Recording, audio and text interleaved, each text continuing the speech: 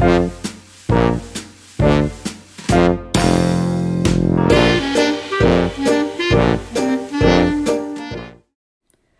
13. Mr. Twit gets a horrid shock.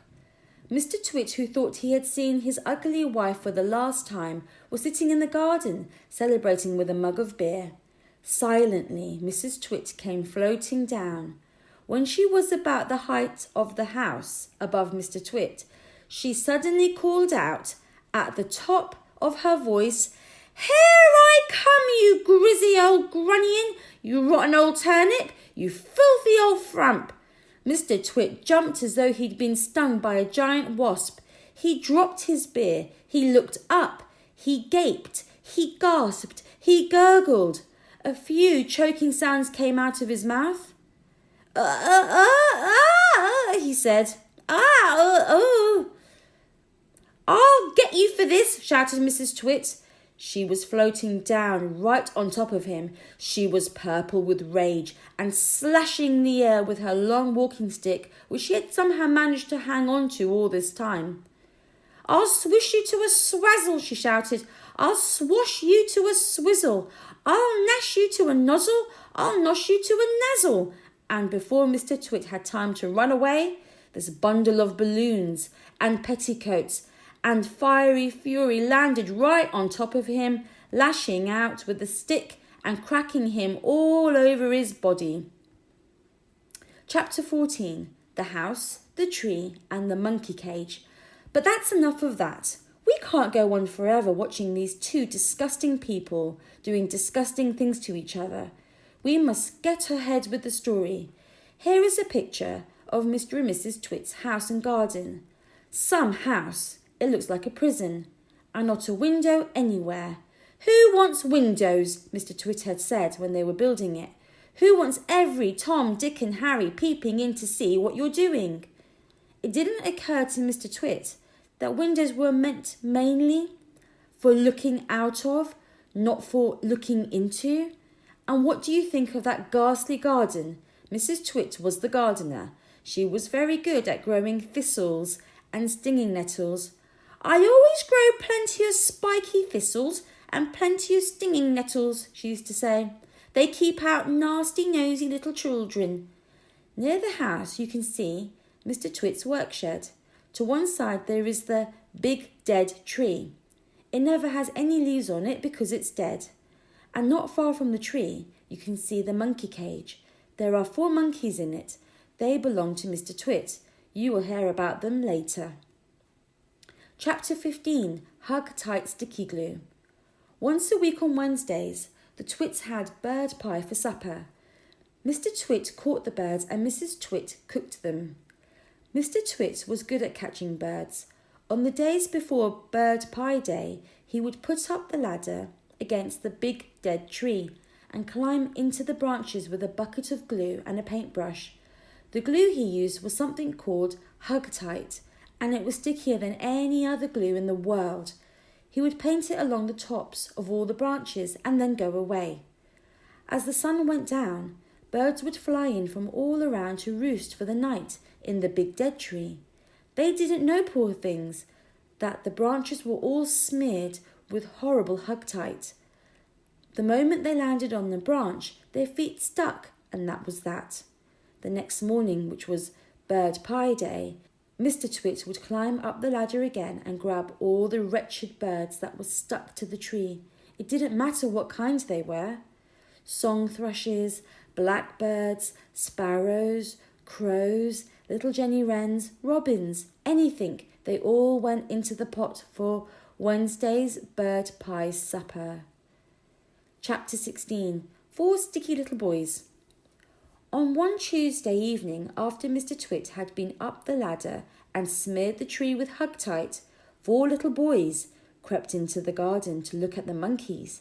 They didn't care about the thistles and stinging nettles, not when there were monkeys to look at. After a while they got tired of looking at the monkeys, so they explored further into the garden and found the ladder leaning against the big dead tree. They decided to climb up it just for fun. There's nothing wrong with that. The next morning when Mr. Twit went out to collect the birds, he found 4 miserable little boys sitting in the tree, stuck as tight as can be by the seats of their pants to the branches. There were no birds because the presence of the boys had scared them away. Mr. Twit was furious. "As there are no birds for my pie tonight," he shouted, "then it'll have to be boys instead." He started to climb the ladder. "Boy pie might be better than bird pie," he went on, grinning horribly. "More meat, and not so many tiny little bones." The boys were terrified. "He's going to boil us," cried one of them. "He'll stew us alive," wailed the second one. "He'll cook us with carrots," cried the third. But the fourth little boy, who had more sense than the others, whispered, "Listen, I just had an idea. We're only stuck by the seats of our pants, so quick, unbutton your trousers and slip out of them and fall to the ground." Mr. Twit had reached the top of the ladder and was just about to make a grab for the nearest boy when they all suddenly tumbled out of the tree and ran for home with their naked bottoms winking at the sun. Chapter 17. The Great Upside Down Monkey Circus. Now for the monkeys. The 4 monkeys in the cage in the garden were all one family. They were Mugglewump and his wife and their 2 small children. But what on earth were Mr. and Mrs. Twit doing with monkeys in their garden? Well, in the old days, they had both worked in a circus as monkey trainers. They used to teach monkeys to do tricks and to dress up in human clothes and to smoke pipes and all the rest of that nonsense. Today, although they were retired, Mr. Twit still wanted to train monkeys. It was his dream that one day he would own the first great upside-down monkey circus in the world. That meant that the monkeys had to do everything upside down. They had to dance upside down on their heads with their feet in the air. They had to play football upside down.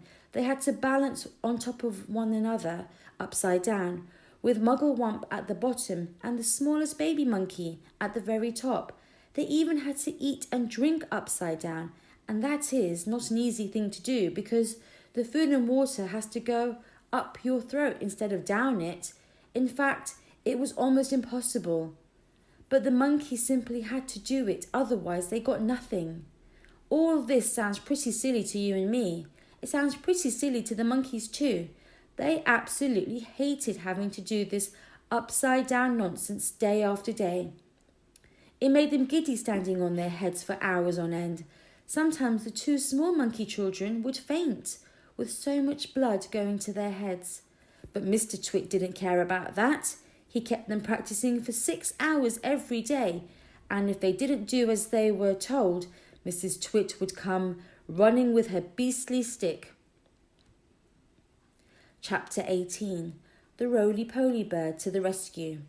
Mugglewump and his family longed to escape from the cage in Mr. Twit's garden and go back to the African jungle where they came from. They hated Mr. and Mrs. Twit for making their lives so miserable. They also hated them for what they did to the birds every Tuesday and Wednesday. "Fly away, birds!" they used to shout, jumping about in their cage and waving their arms. "Don't sit on that big dead tree. It is just smeared all over with sticky glue. Go and sit somewhere else." But these were English birds and they couldn't understand the African language the monkeys spoke, so they took no notice and went on using the big dead tree and getting caught for Mrs. Twit's bird pie. Then one day, a truly magnificent bird flew down out of the sky and landed on the monkey cage. "Good heavens!" cried all the monkeys together. "It's the Roly-Poly Bird. What on earth are you doing here in England, Roly-Poly Bird?" Like the monkeys, the Roly-Poly Bird came from Africa, and he spoke the same language as they did. "I've come for a holiday," said the Roly-Poly Bird. "I like to travel." He fluffed his marvellous colourful feathers and looked down rather grandly at the monkeys. "For most people," he went on, "flying away on holiday is very expensive, but I can fly anywhere in the world for nothing." Do you know how to talk to these English birds? Mugglewump asked him. Of course I do, said the roly-poly bird. It's no good going to a country and not knowing the language. Then we must hurry, said Mugglewump. Today is Tuesday, and over there you can already see the revolting Mr. Twit up the ladder, painting sticky glue on all the branches of the big dead tree. This evening, when the birds come in to roost, you must warn them not to perch on that tree, or they will be made into bird pie. That evening, the roly-poly bird flew around and round the big dead tree, singing out, There's sticky stick stuff all over the tree. If you land in the branches, you'll never get free. So fly away, stay up high, or you'll finish up tomorrow in a hot bird pie.